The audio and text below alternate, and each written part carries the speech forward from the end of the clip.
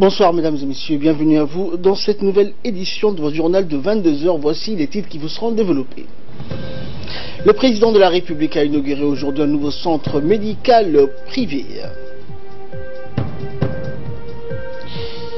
Et le secrétaire général des Nations Unies appelle le monde à s'inspirer de Mandela à l'occasion donc du Mandela Day. Merci à vous de nous rejoindre sur Télé Djibouti. Le SOM Clinique et Centre de Diagnostic, c'est le nom de l'établissement médical inauguré à valeur de complexe high-tech. Il est constitué de plusieurs départements sanitaires dont les services de consultation, l'imagerie médicale et un laboratoire d'analyse médicale ultra moderne. À son arrivée donc à la clinique, le président de la République, Ismaël Omar Guelleh, a été accueilli par le président de SOM Clinique et Centre de Diagnostic, Saïd Omar Moussa, entouré de son staff, dont la vice-présidente Amina Saïd Omar et bien sûr les membres du gouvernement. Par la suite, le président de la République a dévoilé la plaque commémorative et participe donc à la cérémonie de coupure du ruban. Ce nouveau complexe sanitaire privé intègre de structures et des dispositions prévues à traiter donc tous les types de pathologies. Il possède en ce sens d'unités de consultation et de traitement pour soins relevant de la médecine générale, de cardiologie également, d'endoscopie, de pédiatrie, de neurologie et de gynécologie. Doté d'équipements médicaux hautement sophistiqués, le SOM Clinique et Centre de Diagnostic dispose par ailleurs d'importants moyens lui permettant de procéder rapidement à tout type d'analyse de santé. Mais sans doute que sa plus-value la plus singulière réside dans sa capacité à fournir des prestations dans des domaines de compétences jusqu'alors non disponibles sur le territoire national, dans des interventions chirurgicales en neurologie et en cardiologie. Constitué donc d'un bâtiment de 6 étages, le SOM Clinique et Centre de Diagnostic dédie 4 étages aux activités médicales, un étage à l'administration et le dernier à un système de location sous forme de bureau. Il est la propriété d'un promoteur économique djiboutien très connu dans le milieu des affaires. Il s'agit de M. Saïd Omar Moussa, fondateur de la pharmacie Corne d'Afrique depuis 1984 et ancien président de la Chambre de commerce de Djibouti. De nombreux officiels, membres du gouvernement et les représentants du secteur privé, dont le président de la Chambre de commerce, Youssouf Moussa Dawale, ont aussi participé à la cérémonie d'inauguration de la nouvelle clinique et centre qui propose des services sanitaires. Et selon les promoteurs, SOM Clinique ambitionne d'être donc à l'avant-garde des prestations sanitaires en proposant des soins de qualité aux clients, aux patients djiboutiens et autres. L'ouverture de cette clinique moderne privée, avec des équipements sanitaires de dernière génération, renforcera l'offre de soins dans notre pays et évitera le déplacement de certains patients à l'étranger pour ces mêmes soins.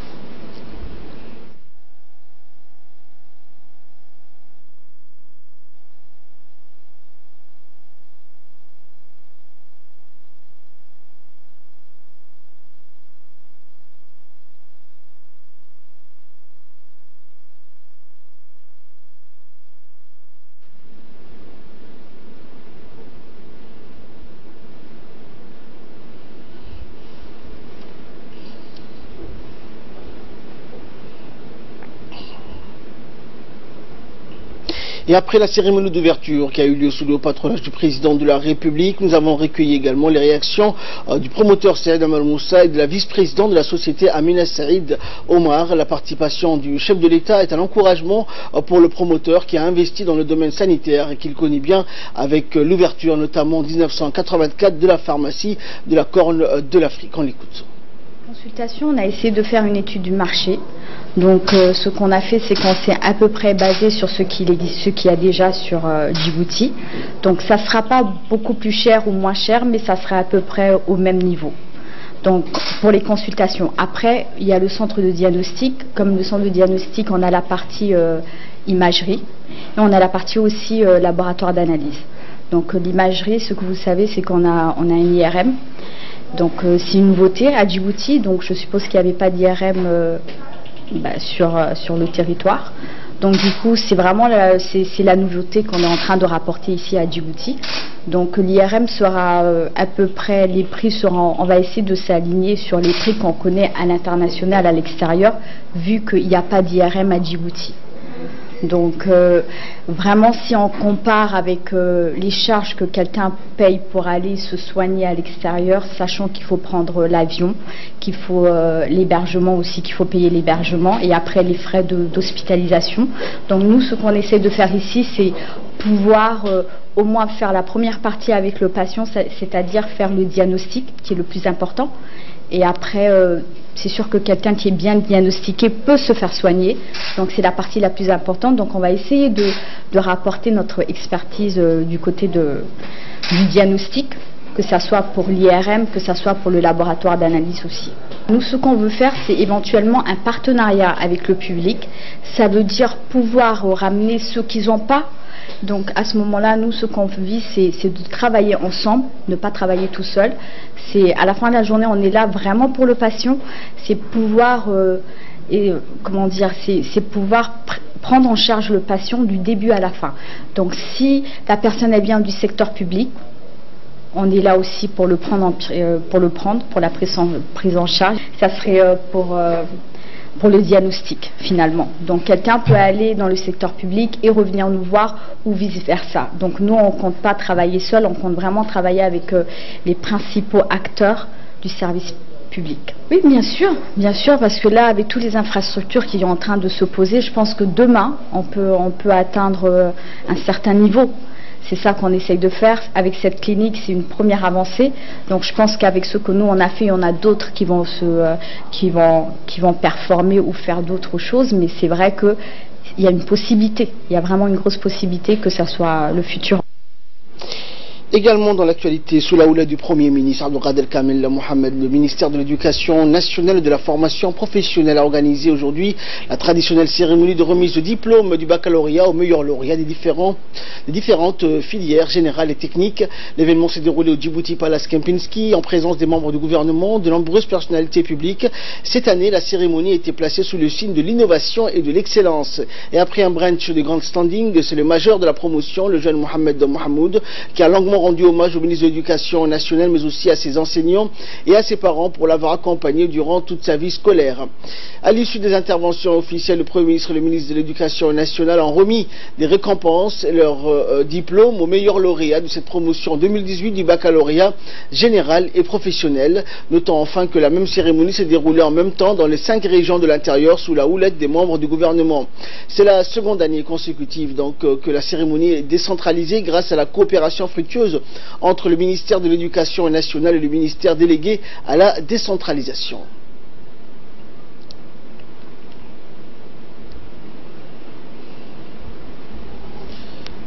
Et bien sûr, à la fin de la cérémonie, le Premier ministre, le ministre de l'Éducation nationale ainsi que les hauts responsables présents à cette cérémonie ont remis donc les diplômes aux lauréats donc de cette promotion baccalauréat 2018 ainsi que des cadeaux offerts donc pour leur travail et leur assiduité tout au long de cette année.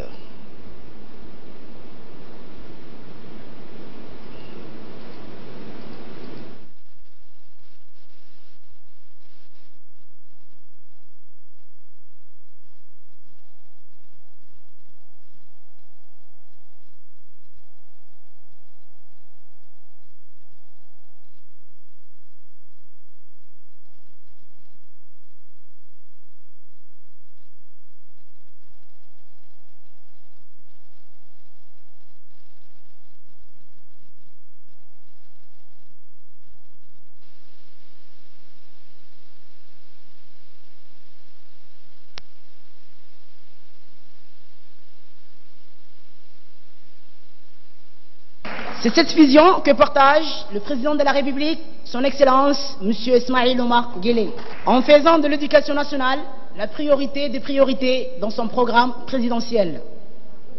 Vision qui s'est traduite par l'engagement de tout le gouvernement dans son ensemble, et plus particulièrement du ministère de l'Éducation nationale, dont mon ancien principal du CEM de Fukuzawa, son Excellence M.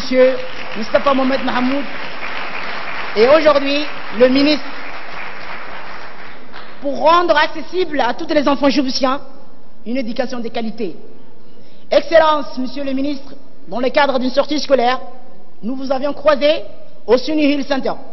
et vous avez fait la promesse d'y organiser un séjour pour nous si nous excellons au bac. Et toujours donc concernant cette cérémonie, le ministre de l'Éducation nationale et de la formation professionnelle, Moustapha Mohamed Mahamoud, donc, qui s'est d'abord félicité du taux de réussite avoisinant les 50% cette année, avec plus de 800 mentionnés, un succès qu'il a mis à l'actif des élèves qui ont fourni des efforts colossaux, mais aussi les enseignants et les responsables pédagogiques et administratifs qui n'ont pas ménagé leur peine durant toute l'année scolaire. On écoute le ministre. Le processus est en marche et les dispositifs idoines sont en place pour relever un défi, et pas les moindres, celui de la qualité, de la performance et de l'excellence pour toutes et pour tous nos élèves et tous nos candidats, car nous ne voulons laisser personne en rade.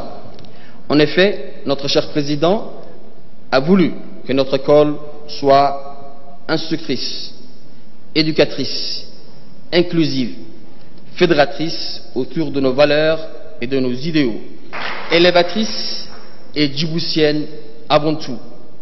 Djiboutienne par les valeurs qu'elle véhicule, les vocations qu'elle suscite, la cohésion qu'elle favorise, l'amour de la patrie qu'elle nourrit. Djiboutienne par ses fondements et ses orientations. Djiboutienne de sources et des ressources. Djiboutienne est fière de l'être. Telle doit être la devise de notre école. Elle est donc notre ambition. Je voulais, par une mention spéciale, remercier le ministère de l'Enseignement supérieur et le président de l'Université de Djibouti pour tous les soutiens, je dis tous les soutiens qu'ils apportent au bon déroulement de ce baccalauréat, du baccalauréat djiboutien, aussi bien au niveau logistique, mais également la disponibilité des ressources humaines, notamment les présidents du jury qui sont ici présents. Et par la suite, le Premier ministre Abdelkader Kamel Mohamed a félicité l'ensemble des lauréats du baccalauréat 2018. Il a rendu hommage au succès du ministère de l'Éducation nationale qui a atteint le résultat de 50% dans les taux de réussite, avec plus de 550 mentionnés dans les baccalauréats général et plus de 250 mentionnés au baccalauréat professionnel.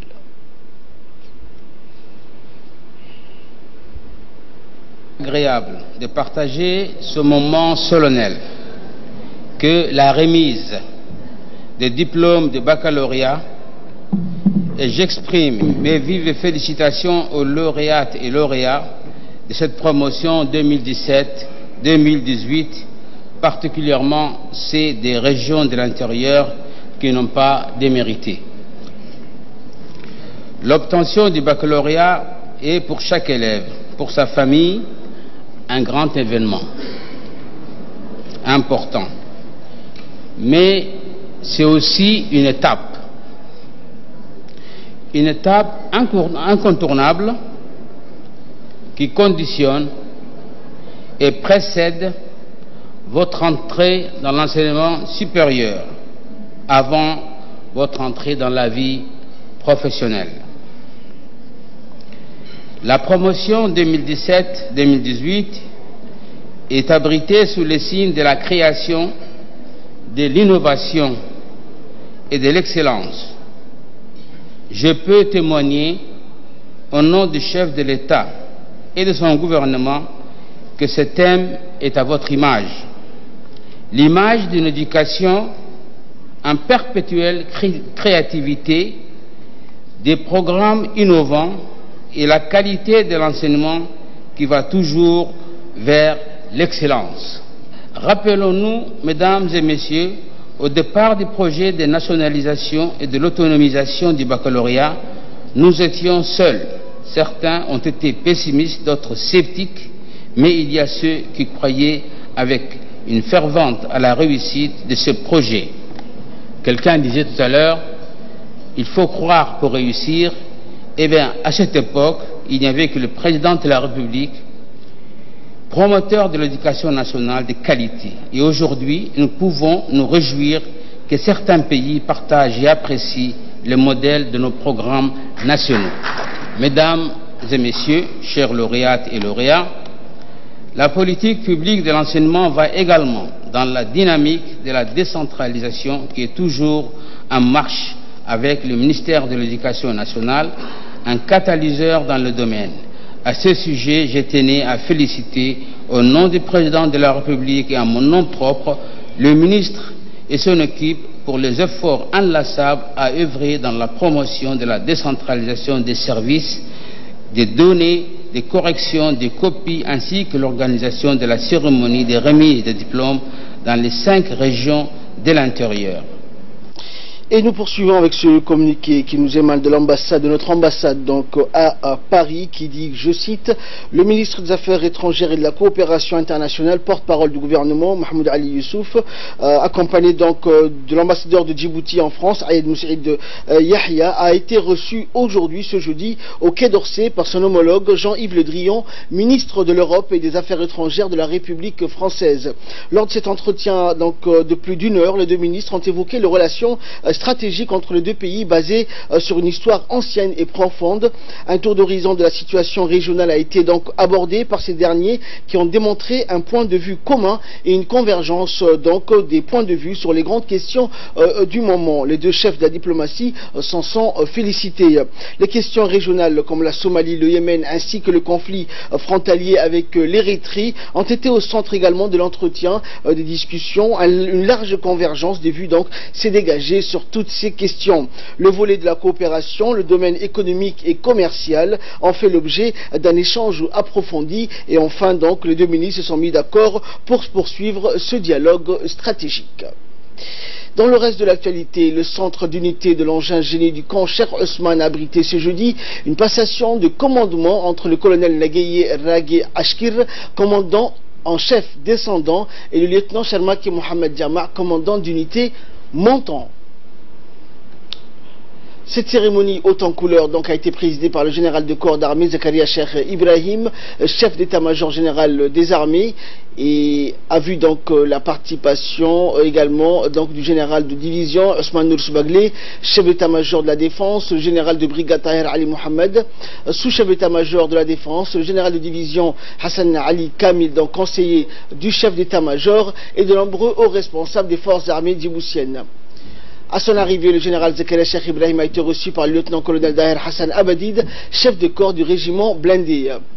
Le chef d'état-major général des armées a d'abord procédé à la promotion du grade supérieur de certains militaires appartenant à cette unité pour leur dévouement, et le travail accompli leur a témoigné sa satisfaction. Le général Zakaria a exhorté donc les récipiendaires de continuer dans cette lignée et de persévérer davantage.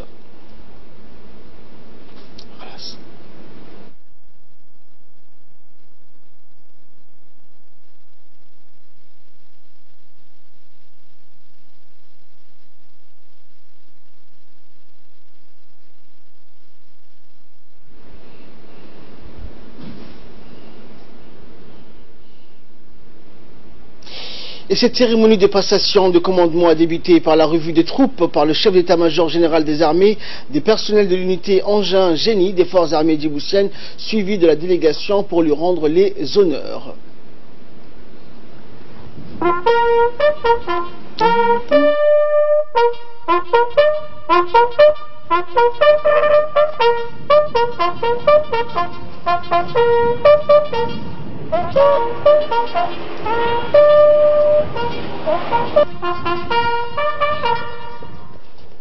Au cours du cérémonial de passation de commandement, le général Zakaria a ordonné donc aux éléments de l'unité engin génie de reconnaître désormais comme chef le lieutenant Sharmaki Mohamed Jama et de l'obéir dans l'exercice de sa nouvelle fonction en qualité de commandant d'unité de l'engin génie.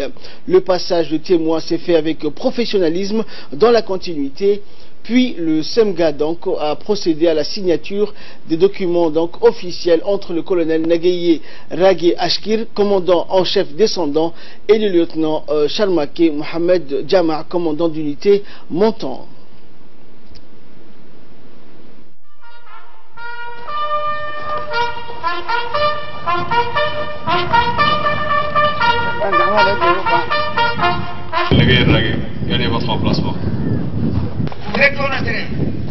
نترميك من الشيخ سيدنا الشرماركي محمد جامع ici présent.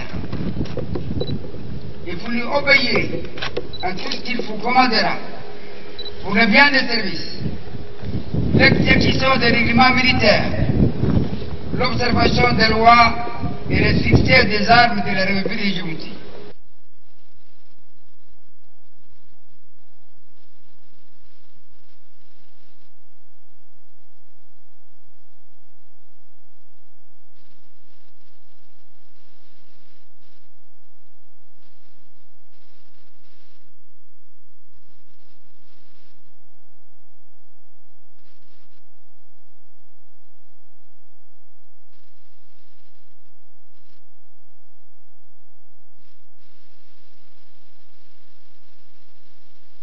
Et dans son ordre du jour, donc, le général Zakaria a retracé donc, la carrière exemplaire du colonel Nagaye Rage Ashkir depuis son incorporation en 1977 à ce jour. Une carrière donc jalonnée de succès et de réussite.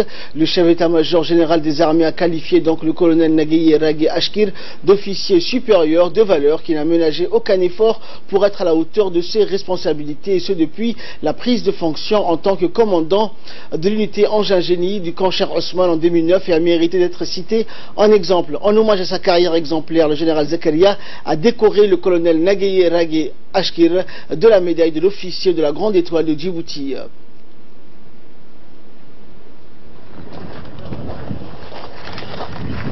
Colonel Nagaye Rage Ashkir,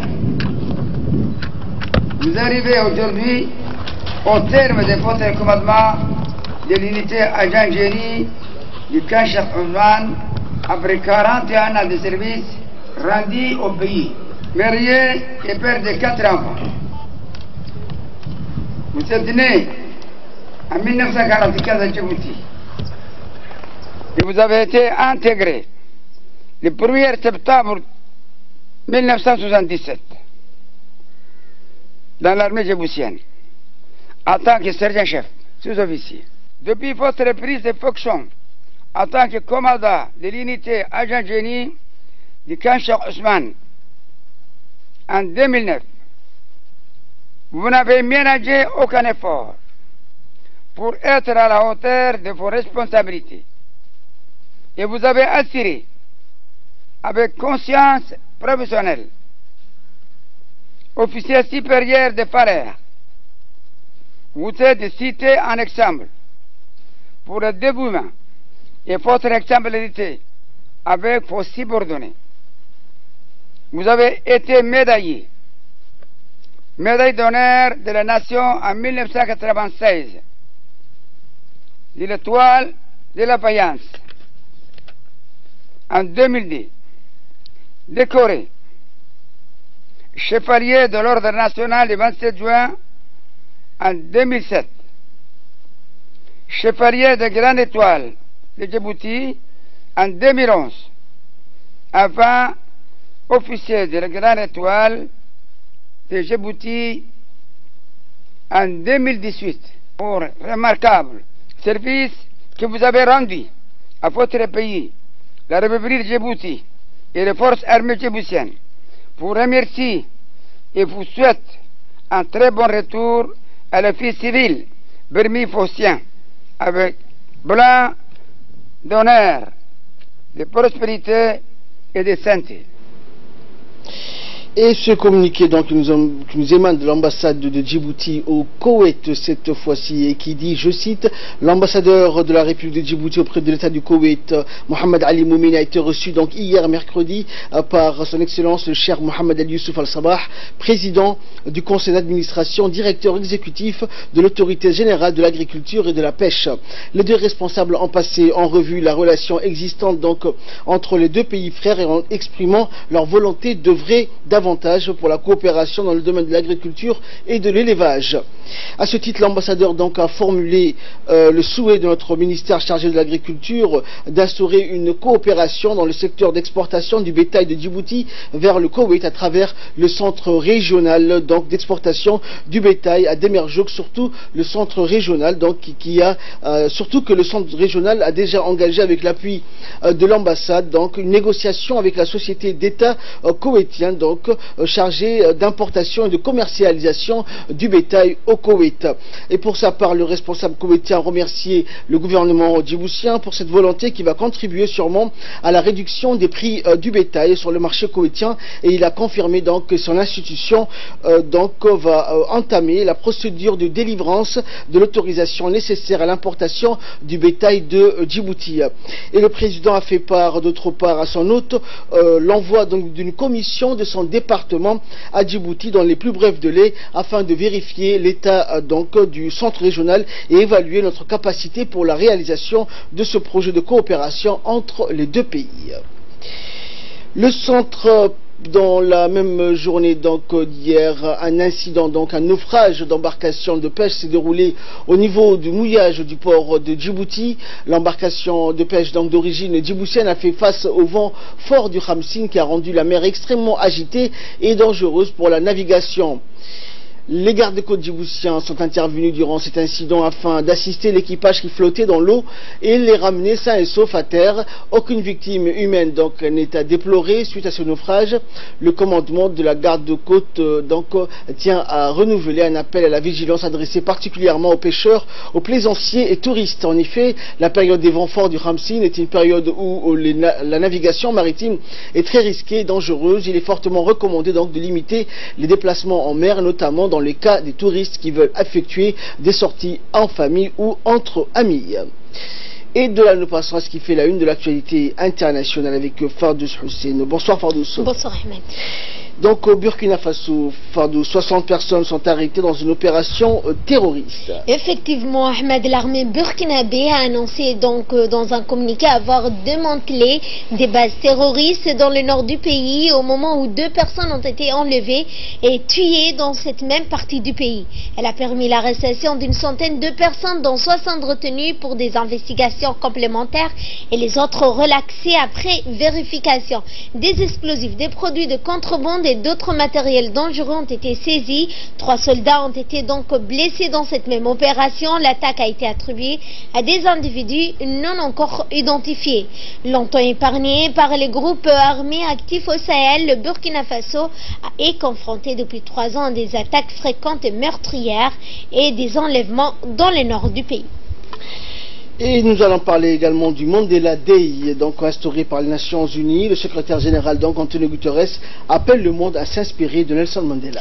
En effet, Ahmed, le secrétaire général de l'ONU, Antonio Guterres, a appelé le monde à s'inspirer de l'ex-président sud-africain Nelson Mandela pour bâtir un avenir meilleur. Mandela est aujourd'hui un modèle de valeurs universelles que sont la paix, le pardon, l'humilité, l'intégrité, la passion, le respect et le service. La journée internationale Nelson Mandela est une fête annuelle internationale déclarée le 18 juin, la date de naissance de Mandela, pour honorer la mémoire de cette personnalité historique. Cette année marque le centenaire de la naissance de Mandela. Nelson Mandela Ahmed est décédé en 2013 à l'âge de 95 ans. Et nous allons parler fait divers, un incident qui arrive rarement dans les grandes villes, notamment à New York, où une explosion de vapeur a eu lieu en plein Manhattan. Et oui Ahmed, heureusement aucune victime humaine n'est à déplorer. Une fuite de vapeur à haute pression à New York a provoqué une explosion dans le district de Flatiron à Manhattan. L'incident s'est produit à 6h40 heure locale ce jeudi au milieu de la 5e avenue. Plusieurs rues alentours ont été évacuées par mesure de précaution. De gros morceaux d'asphalte ont été projetés dans la rue. Aucun blessé n'est heureusement à déplorer. Et nous allons parler relations États-Unis-Russie, l'ingérence russe. Donald Trump change d'avis et soupçonne désormais Vladimir Poutine.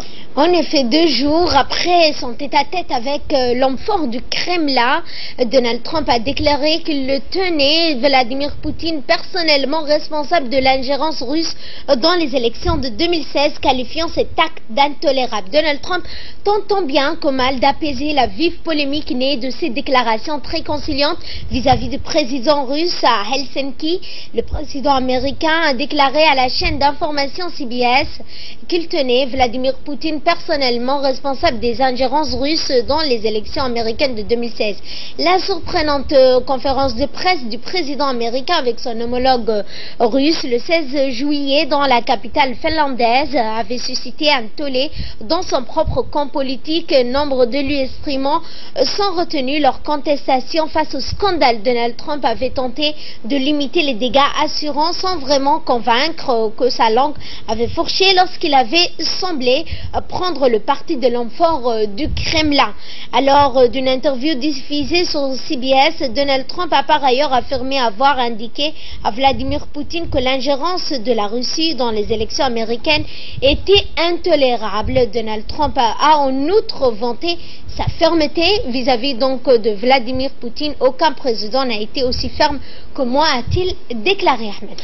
Et nous allons parler santé donc pour clore cette édition. L'ONU-SIDA alerte donc sur le ralentissement du progrès dans la lutte contre le VIH-SIDA. Malheureusement, Ahmed, les nouvelles infections liées au VIH augmentent environ donc dans 50% des pays. Les décès liés au SIDA ne diminuent pas assez vite et la stagnation des moyens risque d'enrayer les résultats, avertit un nouveau rapport rendu public à Paris par l'ONU-SIDA. Le domaine de la prévention est le plus problématique et cette crise de la prévention résulte des lacunes des programmes visant à empêcher les nouvelles contaminations, en particulier d'une part en Europe de l'Est, en Asie centrale et d'autre part en Afrique de l'Ouest et centrale. Dans ces régions et au Moyen-Orient, le nombre de nouvelles infections a presque doublé depuis 2000. Le rapport montre que le progrès réalisé en faveur des enfants ne sont pas pérennes. Les personnes nouvelles infectées par le VIH chez les enfants n'ont diminué que de 8% au cours des 2 dernières années. Seulement la moitié des enfants vivant avec le VIH reçoivent un traitement adéquat. Ahmed, rappelons que 110 000 enfants sont morts de cette maladie dans l'année 2017. Merci Fardous pour toutes ces précisions. C'est la fin de ce journal. Merci à vous de nous avoir suivis.